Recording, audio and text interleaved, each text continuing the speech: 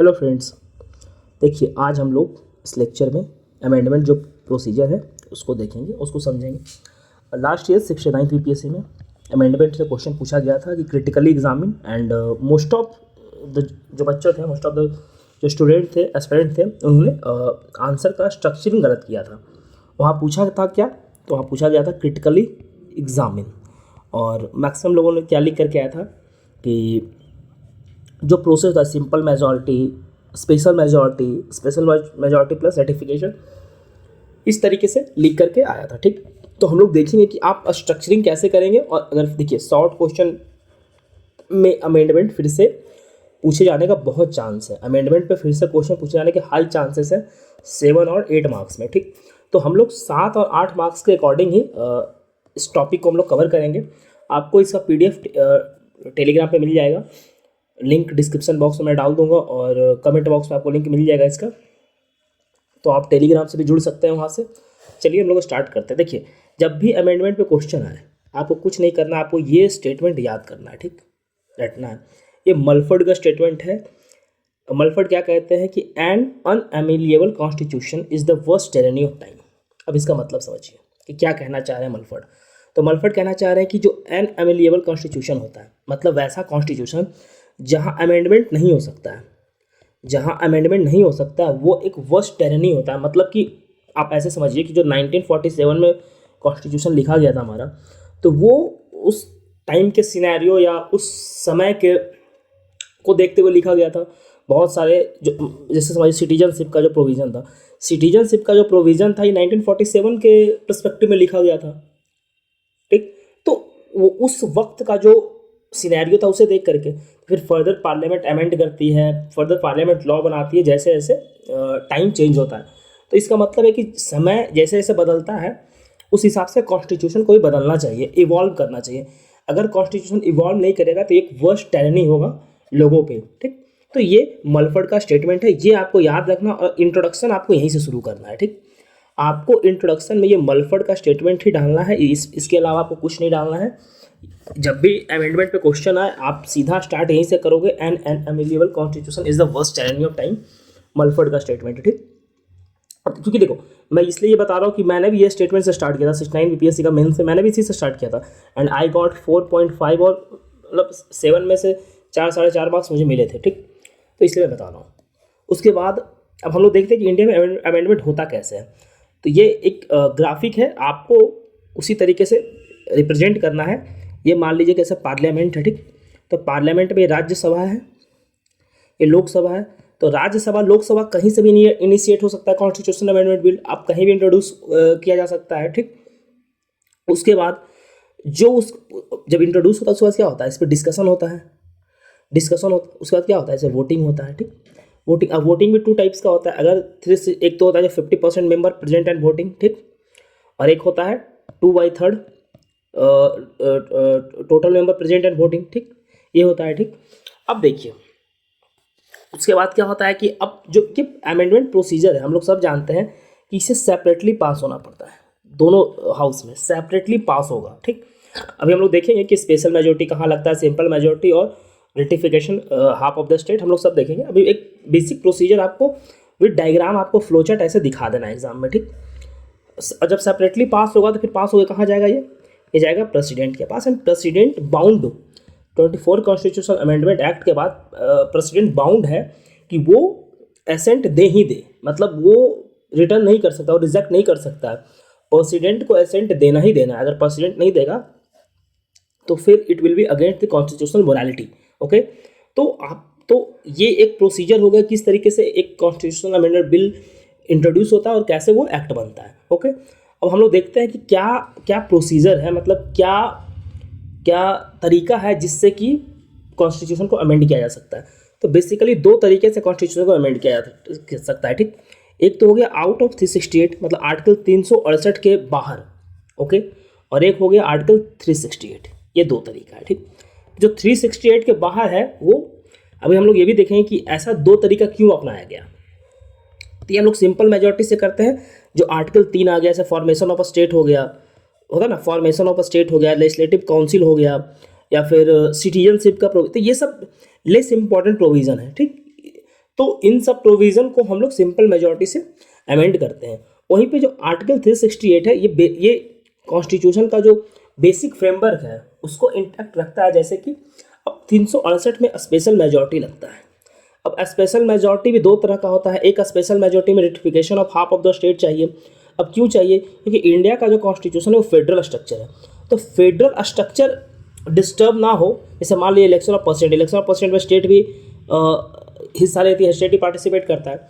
तो अब प्रेसिडेंट का इलेक्शन अगर पार्लियामेंट अकेले उसका प्रोसीजर को चेंज करता है तो फेडरल स्ट्रक्चर में कहीं ना कहीं वो इम्पैक्ट करेगा। जैसे इंडिपेंडेंस ऑफ जुडिशियरी है, अगर इंडिपेंडेंस ऑफ जुडिशियरी क्या शो करता है? फेडरल स्ट्रक्चर ही तो शो करता है इंडिया का, ठीक। तो अगर पार्लियामेंट अकेले इसको चेंज करेगा तो फेडरल स्ट्रक्चर को डिस्टर्ब करेगा। इसलिए स्टेट का half of the state ratification is necessary. और half of the state ratification is necessary कैसे? तो ये सिंपल मेजॉरिटी से, सारा स्टेट अपना सिंपल मेजॉरिटी से स्टेट लेजिस्लेटिव असेंबली में वो बिल को पास करता है, ठीक। और एक स्पेशल मेजॉरिटी हो गया जहाँ पे जो फेडरल स्ट्रक्चर को डिस्टर्ब नहीं करता, like fundamental rights and DPSP, this must be pass through special majority. Okay, तो ये दो प्रोसीजर है अमेंडमेंट पास करने का, एक सिंपल मेजॉरिटी, एक स्पेशल मेजॉरिटी, एक आर्टिकल 368 के तहत और एक आर्टिकल 368 के बाहर, ठीक। अब हम लोग आगे देखते हैं। अब देखिए, अब ऐसा क्यों किया गया? अब यह भी हो सकता था कि एक ही रखते, हम लोग एक ही प्रोसीजर रखते, तो ये दो प्रोसीजर क्यों रखा गया? तो हम लोग जो अपना कॉन्स्टिट्यूशन को देखते हैं तो कॉन्स्टिट्यूशन का जो नेचर है उस पर अंबेडकर जी कहते हैं कि ordinary federal constitution are rigid. जो फेडरल कॉन्स्टिट्यूशन होता है ना वो रिजिड होता है, मतलब कि सेंटर जो है वो अपने दम पे, अपने अकेले पे वो जो कॉन्स्टिट्यूशन है उसे अमेंड नहीं कर सकती है, ठीक। लेकिन इंडिया का कॉन्स्टिट्यूशन क्या है कि वो फेडरल भी है, इंडिया का जो कॉन्स्टिट्यूशन है वो फ्लेक्सिबल भी है एंड रिजिड भी है, ठीक। तो जब फ्लेक्सिबल और रिजिड दोनों होगा तो सिर्फ हम लोग स्पेशल मेजॉरिटी तो नहीं रख सकते जो कि रिजिड के लिए है, we must have simple majority also. क्योंकि अगर हम लोग कॉन्स्टिट्यूशन को सिंपल मेजॉरिटी से अमेंड नहीं कर पाएगी पार्लियामेंट तो फिर फ्लेक्सिबिलिटी नहीं शो करेगा।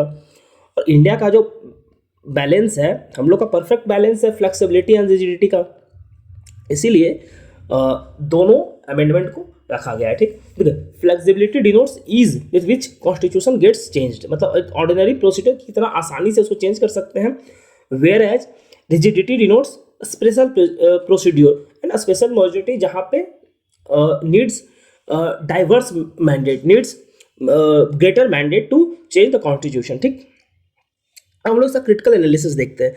अब यही पूछा था, तो आप जब इतना बना के देखिए, मैं तो इस पे बना रहा हूँ तो आप पेन से लिखोगे ना तो ये बहुत छोटा हो जाएगा, और जब एग्जाम में सिर्फ क्रिटिकल एनालिसिस आए तो आप ये छोड़ सकते हो, ठीक। ये वाला आप लीव कर सकते हो, आपको ये नहीं डालना है, ये वाला ये पार्ट है ये आप छोड़ सकते हो। अगर सिर्फ अमेंडमेंट आए तभी आप ये डाल देना, अगर नहीं आया तभी आप छोड़ सकते हो, ठीक। अब देखिए क्रिटिकल एनालिसिस में क्या क्रिटिसिज्म है कि स्टेट का जो पावर है, अब इनिशिएट कहाँ से होता है? रोज राज्यसभा लोकसभा से होता है, तो स्टेट के पास कोई पावर ही नहीं है इनिशिएट करने का। तो स्टेट क्या, स्टेट पावरलेस है, वो इनिशिएट नहीं कर सकता। ये क्या क्रिटिसिज्म है? वहीं पे कोई ज्वाइंट सेटिंग का प्रोविजन नहीं है। ऑर्डिनरी बिल में क्या है, राज्यसभा लोकसभा ज्वाइंट सेटिंग है। अब मान लो कि कोई भी अमेंडमेंट बहुत इंपॉर्टेंट है, बहुत नेसेसरी है कॉन्स्टिट्यूशन में, लेकिन ड्यू टू सम रीज़न वो क्या हो रहा है कि लैक कर रहा है, मतलब मेजॉरिटी राज्यसभा में गवर्नमेंट लैक कर रही है। तो अगर ज्वाइंट सीटिंग होता तो तब तो पास हो जाएगा, लेकिन ज्वाइंट सीटिंग नहीं, इस कारण से वो अमेंडमेंट पास नहीं हो पा रहा है। उसी तरीके से कोई टाइम फ्रेम नहीं है कि कितना दिन में स्टेट लेजिस्लेटिव असेंबली जो है वो रेटिफाई करके भेजेगी, ये टाइम फ्रेम नहीं है। इसमें होता क्या है ना कि जैसे कि सारा स्टेट में वो बिल दिया गया, ठीक। तो जैसे ही half of the state ratify करता है वो ऑटोमेटिकली पास्ड मान लिया। मान लीजिए हाफ ऑफ द स्टेट इसको रेटिफाई किया, वो ऑटोमेटिकली पास्ट मान लिया जाएगा। ये सब स्टेट उस पर करे ना करे उससे कोई फर्क नहीं पड़ता है, तो इससे कोई टाइम फ्रेम नहीं है। तो इसका क्रिटिसिज्म है कि कोई टाइम फ्रेम नहीं है। उसके बाद क्या है कि कॉम्प्लेक्स प्रोसीजर है। आप देख लो ना, कहीं पे सिंपल मेजॉरिटी लग रहा है, किसी पे स्पेशल मेजॉरिटी लग रहा है, कहीं पे स्टेट का रेटिफिकेशन हाफ है। और हम लोग जिस हिसाब से लिटरेसी रेट हमारा पार्लियामेंटेरियन का, वी ऑल नो कि कितना उन्हें पता होगा किस पे कितना क्या मेजॉरिटी लगेगा। फॉरगेट अबाउट पार्लियामेंटेरियंस, हम लोग स्टेट लेजिस्लेटिव असेंबली का जो मेंबर्स है उनको देखते हैं, तो आप देखिए कि मतलब क्या लेवल उनका लिटरेसी रेट क्या है, उन्हें ये पता हो कि किसमें स्पेशल मेजॉरिटी लगेगा किसमें नहीं लगेगा। तो ये एक बहुत कॉम्प्लेक्स प्रोसीजर है। वीटो पावर प्रेसिडेंट को नहीं दिएगा। मान लीजिए कोई जो कॉन्स्टिट्यूशनल अमेंडमेंट एक्ट है, किसी तरीके से 42nd कॉन्स्टिट्यूशनल अमेंडमेंट एक्ट था, तो वो पूरा कॉन्स्टिट्यूशन का जो बेसिक नेचर था उसको चेंज कर दिया, ठीक। अगर प्रेसिडेंट के पास वीटो पावर रहता तो शायद प्रेसिडेंट उस कॉन्स्टिट्यूशनल अमेंडमेंट को वीटो कर सकता था, लेकिन प्रेसिडेंट के पास कोई वीटो पावर नहीं है। और उसके बाद क्या है कि जो पार्लियामेंट है वो तो मान लीजिए कि अमेंडमेंट, बेसिकली पार्लियामेंट जो है वो एक सॉवरेन बॉडी है। सॉवरेन बॉडी करने का सेंस ये है कि कॉन्स्टिट्यूशनल अमेंडमेंट को लेकर के पार्लियामेंट मतलब अमेंडमेंट कर सकती है, लेकिन subject to the basic structure. कि बेसिक स्ट्रक्चर अब क्या है ये तो डिफाइंड ही नहीं है। बेसिक स्ट्रक्चर क्या है डिफाइंड ही नहीं है कि बेसिक स्ट्रक्चर क्या है। तो क्या अमेंड करना है क्या नहीं करना है ये बहुत वेगली डिफाइंड है। पता ही नहीं है पार्लियामेंट को क्या अमेंड करना है क्या नहीं करना है। जब अमेंडमेंट हो जाता है और जब जाता है जुडिशरी के पास तब पता चलता है कि ये पार्ट जो बेसिक स्ट्रक्चर का पार्ट है, ठीक। तो इस कारण से ये सब इसका लिमिटेशंस हुआ, ओके। उसके बाद हम लोग कंक्लूजन में आएंगे तो हम लोग ये लिखेंगे, ठीक है। कंक्लूजन ही आपका वे फॉरवर्ड होगा, ठीक, क्योंकि आपको शॉर्ट वाले में इतना स्पेस मिलेगा नहीं कि आप इतना कुछ लिख सको। तो आप कंक्लूजन पॉजिटिवली करना पंडित नेहरू के स्टेटमेंट से, आपको जब भी स्टार्ट करना है मलफर्ड के स्टेटमेंट से, और आपको कंक्लूड करना है नेहरू जी के स्टेटमेंट से, ठीक। While we want this constitution to be solid and permanent there should be some flexibility. मतलब इनका कहने का मतलब ये है कि हम लोग चाहते हैं कि हमारा कॉन्स्टिट्यूशन जो है सॉलिड और परमानेंट हो, ठीक। हम लोग चाहते हैं कि सॉलिड और परमानेंट हो, उसके साथ साथ कुछ फ्लेक्सिबिलिटी भी होनी चाहिए। मतलब ये अमेंडमेंट के बारे में कह रहे हैं, कुछ फ्लेक्सिबिलिटी। सॉलिड मतलब वही स्पेशल मेजॉरिटी वाला केस, और फ्लेक्सिबिलिटी मतलब सिंपल मेजॉरिटी वाला केस, ठीक। If you make everything rigid, अगर सब कुछ रिजिड होगा, मान लिया कोई कॉन्स्टिट्यूशन चेंज ही नहीं हो पाएगा, you stop the growth of the nation, मतलब नेशन का ग्रोथ रुक जाएगा। जैसे अभी हम लोग देख रहे हैं ना 106 अमेंडमेंट एक्ट जो वुमेन रिजर्वेशन का बात करता है 30%। अब मान लो कि ऐसा प्रोविजन अमेंड हो ही नहीं पाता तो वुमेन को रिजर्वेशन 33% मिल ही नहीं पाता पार्लियामेंट में। तो ये अमेंडमेंट हुआ तभी तो मिल पाया, ठीक। And the growth and the living and organic vital people, मतलब जो ऑर्गेनिक कॉन्स्टिट्यूशन इंडिविजुअल क्या है, एक ऑर्गेनिक एंटिटी है। तो ऑर्गेनिक जो हमारा विल है वो कहाँ रिफ्लेक्ट करता है, तो वो रिफ्लेक्ट करता है कॉन्स्टिट्यूशन में। तो अगर हमारा विल इवॉल्व हो रहा है तो कॉन्स्टिट्यूशन में जो हमारा विल है वो भी इवॉल्व होना चाहिए साथ में। तो इस कारण से तो ये नेहरू का स्टेटमेंट है। ये स्टेटमेंट आपको नेहरू का याद रखना है और ये स्टेटमेंट आपको यूज करना है, ठीक, एज अ कंक्लूजन। तो चलिए ये हम लोग अमेंडमेंट आज का टॉपिक जो है वो ख़त्म हुआ। आपको इसका जो PDF है you will get on the Telegram. The PDF आप टेलीग्राम पे जुड़िए। कोई भी टॉपिक और कौन सा टॉपिक आपको कवर करना है आप कमेंट सेक्शन में बताइए, हम वो टॉपिक पे वीडियो ला देंगे, कवर कर देंगे। तो चलिए अपना ख्याल रखिए, धन्यवाद।